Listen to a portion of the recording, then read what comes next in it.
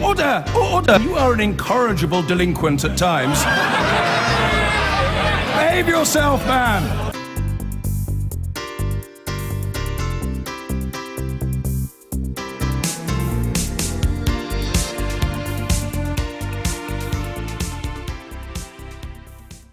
The number of people sleeping rough in England is rising. Latest government figures show an increase of 30%.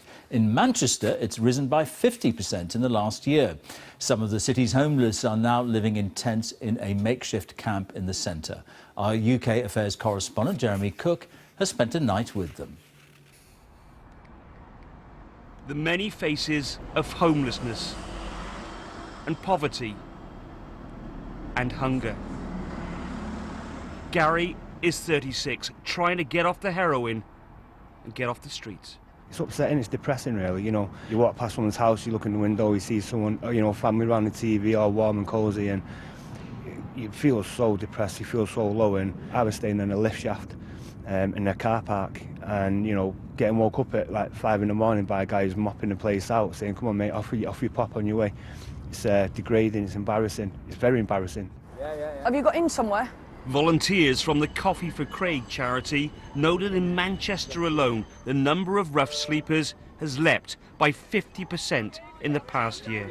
Let's not argue, okay? Everybody will get something. And so there's work to do. Every night brings more mouths to feed. There you go, my darling. Thank you. There you go. As more lives descend into chaos and homelessness. In many ways, this is the easy part, because later tonight it will get colder, and while some of these people will be sleeping in hostels and in temporary accommodation, others will be sleeping rough on the streets. In squalid, makeshift city centre campsites, addiction is a way of life. Booze and heroin and everything in between. Dave lives like the others amid the filth. This is my comfy abode. I've got a torch so I can read. He's covering his face, not because of the law, but because he doesn't want his family to see him. Not like this. Yes, it's hard to keep your spirits up when you're like this. I mean, at the end of the day, I lost my housing, I've lost my benefits, I lost the girl that I loved, and I've never expected to be living in a little tent like this. Yeah, I'd say this is my lowest moment. The government says it is protecting and raising funds to prevent homelessness, and that no one should have to sleep rough. In Manchester, though, it's not proving that simple. Well, I don't think people should be sleeping on the streets of Manchester at all, but we are struggling, trying to find places for everybody to go. We're in a real challenging situation. As the city moves on, the homeless risk being left behind. I'm recovering.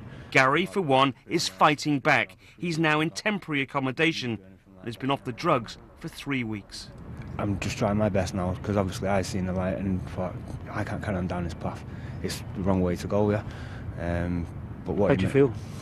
A lot better, you know, yeah, a lot better. Starting to see things for what they are. You know, I'm ready to start work. I want to start work straight away. I want to jump in. But it's hard. Homelessness is a growing problem in cities across the country. A complex issue with a human cost. Jeremy Cook, BBC News, Manchester. I've been